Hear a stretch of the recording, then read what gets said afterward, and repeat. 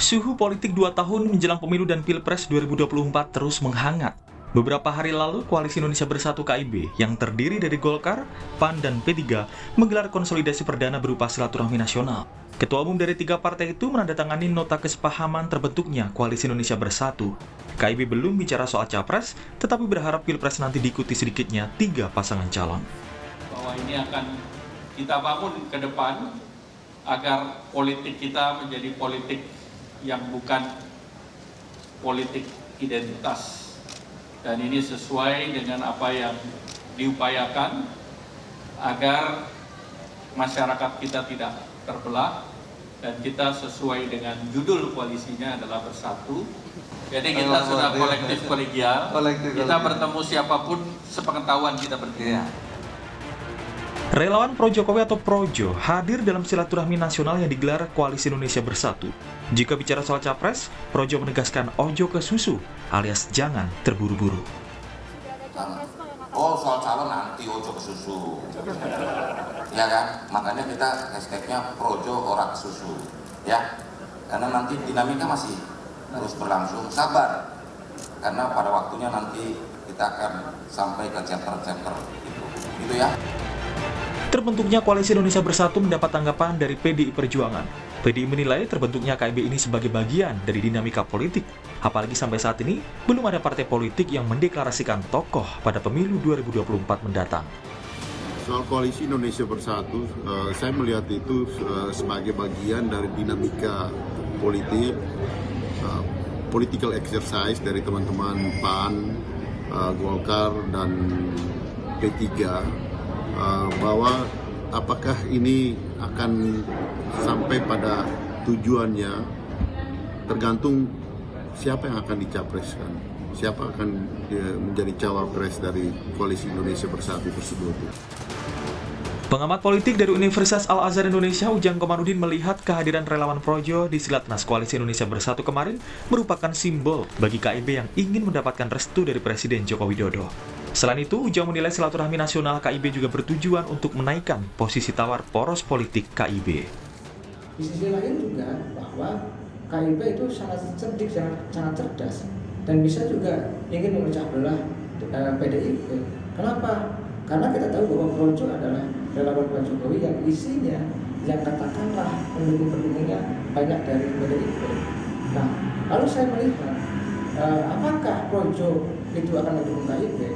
Nah, kelihatannya KIB ini ingin mengawinkan, ingin menjodohkan antara Erlangga dengan Ganjar.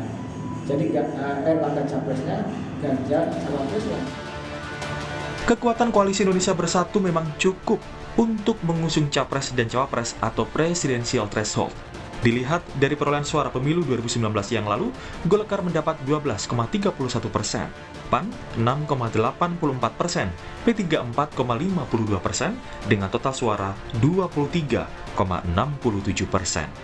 Yang menjadi pertanyaan, siapakah yang akan dipinang KIB untuk maju di Pilpres? Tim Liputan, Kompas TV.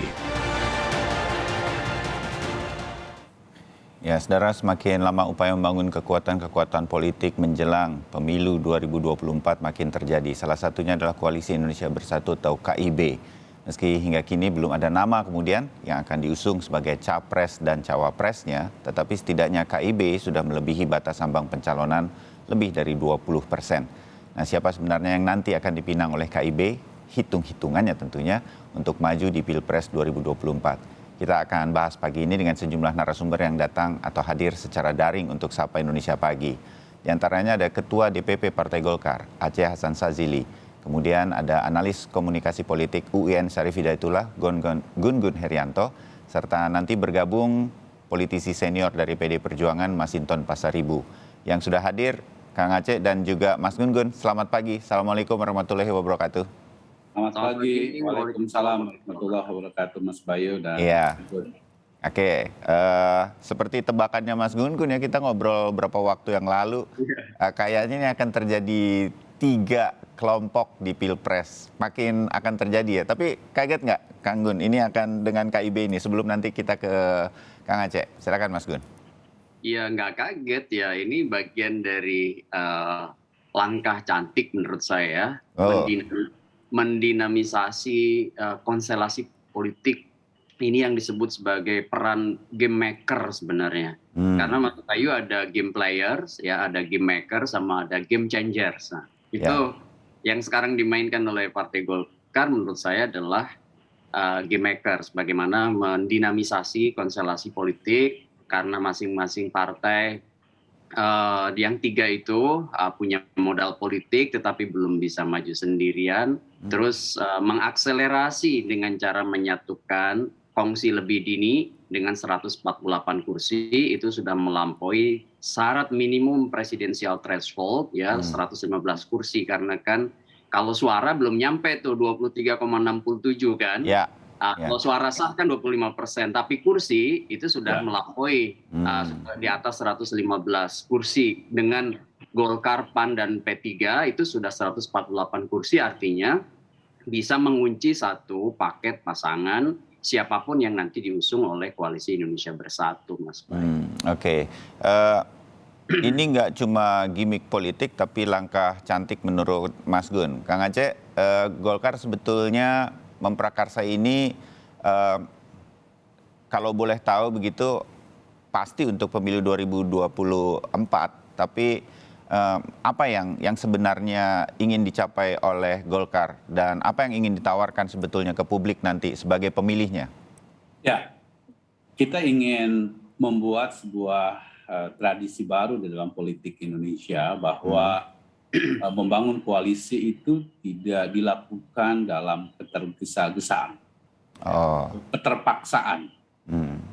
Karena biasanya kalau koalisi dibangun berdasarkan atas ketergesa-gesaan dan keterpaksaan, itu biasanya chemistry-nya sulit untuk bisa menyatu.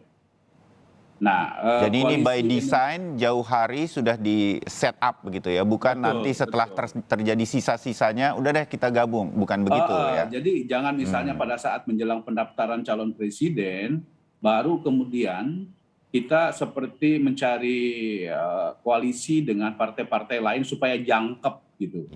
Jangkep menjadi 20% dukungan partai politik sebagaimana perintah dari konstitusi. Nah, kita ingin membangun bahwa koalisi ini harus dibangun berdasarkan gagasan, platform, program, sehingga kita bisa menyatukan apa yang menjadi cita-cita perjuangan kita.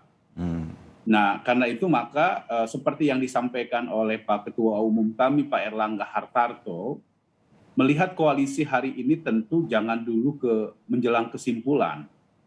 Tetapi harus dulu kita membahas tentang apa platform, gagasan, dan program yang kita sepakati bersama.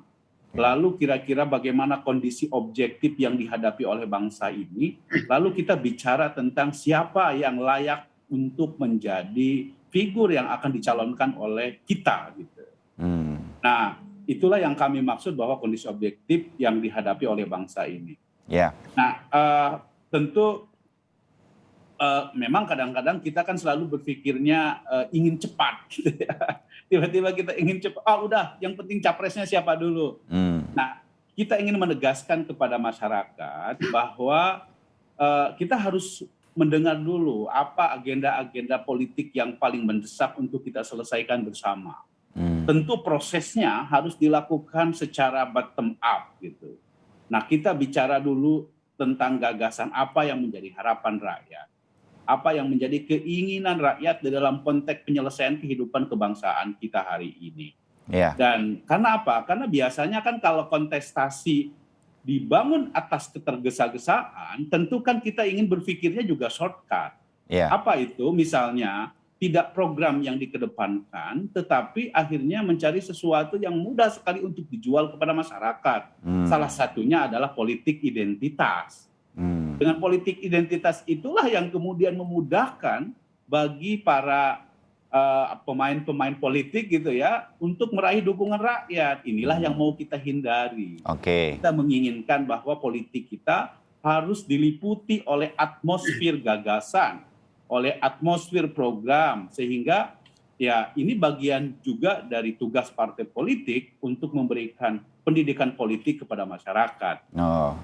Terbayang. Saya saya aminkan sebagai sebuah, kalau itu doa gitu, Kang Aceh, saya jadikan, saya aminkan supaya itu terrealisasi dengan baik. Karena kita butuhkan itu di pemilu 2024. Semuanya berdasarkan visi, misi, nggak kita lihat lagi agamanya apa, siapa dia, ini akan memimpin Indonesia. Amin lah untuk itu. Tapi Kang Gun gini, kalau saya sebagai orang awam, pemirsa pagi hari ini, melihat semua pergerakan menjelang 2024 ini kan makin menarik ya. Kemarin Pak Prabowo ketemu Pak Surya Paloh, Projo bikin pertemuan, Pak Jokowi hadir sedemikian rupa. Projo juga diundang kemarin sama Kang Aceh dan kawan-kawan, PAN dan juga P3 bersama Golkar. Apa yang sedang terjadi, Kang Gun? Ini kita akan melihat pemilu 2024, petanya itu akan seperti apa? Sebutlah, koreksi saya ya Kang Gun, saya bukan analis politik nih begitu. PDI Perjuangan kan bisa sendiri, tapi kita duga masih akan mesra dengan Gerindra begitu. Kalau Golkar, P3, PAN jadi satu kelompok, ada kelompok lainkah? Atau ada kelompok lain juga yang nanti atau partai politik lain yang akan bergabung di KIB ini? Dan itu sudah dikatakan Pak Erlangga dan Pak Zulhas dan juga Pak Mono Arfa terbuka untuk siapapun bergabung kan begitu. Apa yang akan terjadi peta-peta ini menjelang 2024, Kang Gun? Oke, menurut saya dari pola acak itu akan mengarah ke pola konsolidatif, Mas Bayu, ya, dan dalam proses konsolidasi jelang 2024, saya menduga dengan data, dengan konteks dinamika situasi hari ini, itu mengarah ke 3 poros ya. Tetapi sebelum saya membahas poros, menurut saya kita penting membaca faktor determinannya. Saya melihat ada 3 faktor yang akan turut mewujudkan poros-poros itu. Pertama adalah siapa figur yang akan diusung. Karena itu persoalan terhubung dengan skema masing-masing partai, kepentingan masing-masing partai, dan itu tentu apakah terakomodir atau tidak dalam sosok figur yang didorong oleh masing-masing. Itu tidak mudah. Kemudian faktor yang kedua adalah konstelasi internal dan eksternal partai politik yang sifatnya aksi reaksi. Seperti misalnya dinamika yang terjadi di PD Perjuangan, dinamika yang terjadi misalnya di PKS, dinamika yang terjadi di Partai Nasdem dan juga partai-partai yang tentu punya kursi di DPR RI. Nah, reaksi-reaksi ini hubungannya tentu dengan komunikasi politik yang dibangun dan negosiasi politik di ruang terbuka maupun ruang tertutup ya, yang kemudian tidak bisa diakses oleh publik. Kemudian yang ketiga adalah hubungannya dengan public acceptance, bagaimana misalnya dinamika penerimaan publik ya atas individu-individu maupun partai politik jelang pemilu. Nah, ini yang kemudian menurut saya pada akhirnya pola acak itu akan konsolidatif dan melihat peta yang ada sekarang, ada yang berposisi memang sebagai game player seperti misalnya Pak Anies, Pak Ganjar gitu, Pak Ridwan Kamil yang memang tidak punya partai dan bersifat interdependen, bergantung ya pada keputusan partai politik yang punya kursi di DPR RI. Kemudian yang kedua yang disebut dengan game maker ya, bagaimanapun ketua-ketua umum parpol itu dia punya tiket yang akan diberikan kepada siapa, tapi apakah maju sendiri atau misalnya dia bermain di belakang layar untuk mengendorse ya, untuk mendorong, memberi dukungan kepada figur yang muncul. Nah, ini akan juga menurut saya dimainkan oleh Pak Erlangga, akan dimainkan oleh misalnya Pak Zul, Pak Soeharto Mano Arfa, kemudian juga Pak Surya Dharma, termasuk juga menurut saya elit lain di luar parpol yang seringkali tidak terlihat tetapi turut menentukan, misalnya kuasa ekonomi, karena bicara soal biaya masuk gelanggang pertarungan, dan itu biasanya terjangkau dalam diskusi-diskusi publik gitu ya. Nah, kemudian yang ketiga itu game changer, pengubah permainan. Menurut saya pengubah permainan untuk pemilu 2024 agak mirip konstelasinya dengan 2014. Siapa? Ya tentu sosok Ibu Megawati Soekarno Putri itu akan game changer. Kenapa? Karena apa yang diputuskan Ibu Mega yang biasanya injury time itu akan memengaruhi konstelasi ya. Contoh misalnya apakah jadi mengusung Puan Maharani atau jadinya mengusung Ganjar Pranowo. Oke. Kalau Mas Bayu kalau jadi mengusung Puan Maharani mungkin politik landai, predictable ya porosnya. Tetapi kalau jadi mengusung Ganjar Pranowo itu menurut saya circle dari partai-partai yang sudah mulai konsolidatif itu akan mungkin berubah. Ya akan mungkin berubah begitu Mas Bay. Ya. Nah, kalau soal poros Mas Bayu, saya menduga dari data yang ada sekarang, poros pertama itu saya setuju dengan Mas Bayu tadi, PDI Perjuangan dengan 128 kursi tentu dia bisa maju sendiri, tetapi melihat tingkat elektabilitas Mbak Puan Maharani, saya yakin bagaimanapun komunikasi intens akan dilakukan dengan Gerindra dengan 78 kursi ya, berarti kan 206 kursi ini udah jadi satu paket kokoh sebenarnya. Nah, poros kedua ini yang dinamikanya menurut saya akan dikendalikan oleh Pak Aceh dan kawan-kawan di partai di KIB. KIB. Golkar, P3 dan PAN itu udah 23,67%, berarti kurang lebih 148 kursi. Ini udah bisa menentukan pasangan paket, tetapi juga sangat mungkin swing. Ya, maksud saya dia bisa mengayun ke poros 1 maupun ke poros 2 nanti, tergantung pada figur capres. Nah, yang ketiga itu menurut saya adalah poros yang kemungkinan diinisiasi oleh Partai Nasdem. Tanggal 15 sampai 17 Juni ini akan rakernas, dia akan deklarasi 1 sampai 3 nama yang kemudian potensial untuk diusung. Nah, apakah kemudian nama itu ditangkap oleh Partai Keadilan Sejahtera yang punya 50 kursi dengan Nasdem 59 kursi belum bisa menjadi satu paket pasangan karena kalau tanpa ada Demokrat di situ gitu ya, itu agak sulit untuk satu poros. Tapi kalau Demokrat masuk udah 163 kursi, itu sangat mungkin kemudian menjadi poros ketiga begitu Mas. Oh, menarik. Itu, saya jadi langsung ngerti nih kenapa Kang Gun bilang ini langkah cantik. Selain mengusung nanti dengan kekuatan 3 suara begitu, yang tadi kita lihat sudah ada 23,67%, tapi swingnya ini akan sangat mempengaruhi ya. Pinter emang nih Bang Aceh sama teman-teman nih. Tapi saya dapat kabar bahwa ternyata PDIP hadir lewat Bang Andreas Hugo Pereira. Bang Andreas, selamat pagi. Selamat pagi.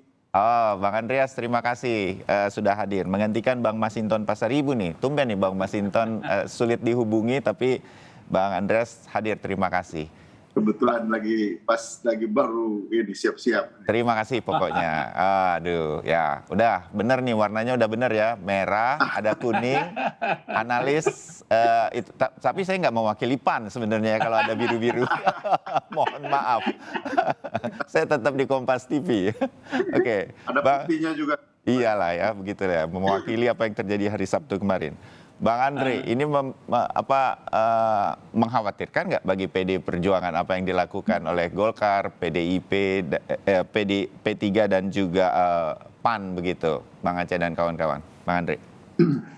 Saya tadi mengikuti sedikit tadi apa yang disampaikan oleh Kang Gunggun dari udah lama juga nggak ketemu Kang Gunggun. Tapi poin saya pertama apa yang tadi disampaikan oleh Kang Gunggun, memang apa yang saya dari awal saya sudah katakan beberapa bulan yang lalu bahkan bahwa kalau melihat gestur politik baik kelompok partai politik maupun ini kan kita semua juga jadi pengamat ini. Benar. Nambah wawasan lah kita menjelang pemilu ya kan. Pelaku sekaligus pengamat juga. Kalau kita perhatikan gestur politik baik dari partai politik maupun dari elit-elit politik, saya katakan kotak Pandoranya itu ada di PDI Perjuangan. Ya, nanti apa yang diputuskan itu akan paling tidak akan cukup mempengaruhi lah, kalau tidak mau dikatakan bahwa akan mempengaruhi konstelasi itu gitu. Ya seperti tadi yang Kang Gunggun juga singgung soal itu gitu. Nah, sehingga karena tadi alasan bahwa PDI Perjuangan punya pertama ya bisa mengusung sendiri, meskipun juga di dalam proses kontestasi pilpres ini tentu faktor gotong royong atau prinsip gotong royong yang sering kami ungkapkan, atau Ibu Mega juga mengungkapkan, itu penting gitu di dalam membangun pemerintahan di Republik ini. Kemudian juga hal yang berikut itu menyangkut bahwa ya soal pilpres ini kita harus perhatikan bahwa partai politik dan kandidat gitu, calon yang akan dimunculkan gitu. Sehingga ini realita politik yang ada gitu, realita politik yang ada. Sehingga pertemuan di sini itu akan sangat menentukan gitu, bagaimana mensinergikan antara dukungan politik dengan kandidat siapa yang akan kita. Sehingga dalam konteks ini kalau kembali pada pertanyaan dari Mas Banyu tadi, ya teman-teman Golkar, P3, terus kemudian PAN, saya melihat ini sebagai suatu upaya, ya kalau boleh dikatakan bahwa ini political exercise lah dari kawan-kawan ini untuk untuk ya mencari formula yang kira-kira ya kalau bukan ini bagaimana gitu, kalau bukan ini, karena kan kita tahu misalnya Golkar kan dari awal kan sudah mengendorse ketua umumnya untuk menjadi calon presiden gitu kan. Tapi kan kita juga lihat realita, artinya teman-teman ini juga pasti memperhatikan realita politik yang ada di lapangan gitu. Yeah. Kalau mungkin ya seandainya Golkar punya boarding pass ya, istilahnya boarding pass untuk maju, mungkin beda situasinya gitu. Yeah. Nah, jadi ini adalah political exercise yang dilakukan. Kalau misalnya bisa, ya mungkin bisa ini akan terjadi. Jadi kemudian kuncinya juga tergantung pada siapa yang akan dicapreskan ke depan gitu. Kalau lihat dari konsentrasi di dalam peta dari kawan-kawan P3, Golkar dan PAN ini, dan itu yang akan menentukan gitu siapa yang akan menjadi capres, dan ya kalau mereka sepakat soal itu mungkin bisa jadi gitu. Karena boarding pass-nya sudah ada kalau tiga partai ini bersatu sudah ya. Secara bersatu dan secara akumulatif mengusung seorang calon presiden. Oke, terbayang. Dan wakil presiden. Ya, terbayang saya sekarang bagaimana kemudian petanya ini mengkerucutkan saja partai-partai politik nanti sudah mulai terbentuk. Mas Gun ini udah pernah bicarain ini begitu, makanya kemudian peta-petanya sepertinya sudah mulai terrealisasi. Memang pertanyaannya kemudian dari KIB itu siapa yang nanti akan diajukan? Kalau PDI Perjuangan tampaknya nama-namanya sudah akan di sekitar itu begitu. Kang Gun nanti punya analisanya, Bang Aceh nanti punya penjelasannya siapa yang akan maju setelah jeda. Tetap bersama kami.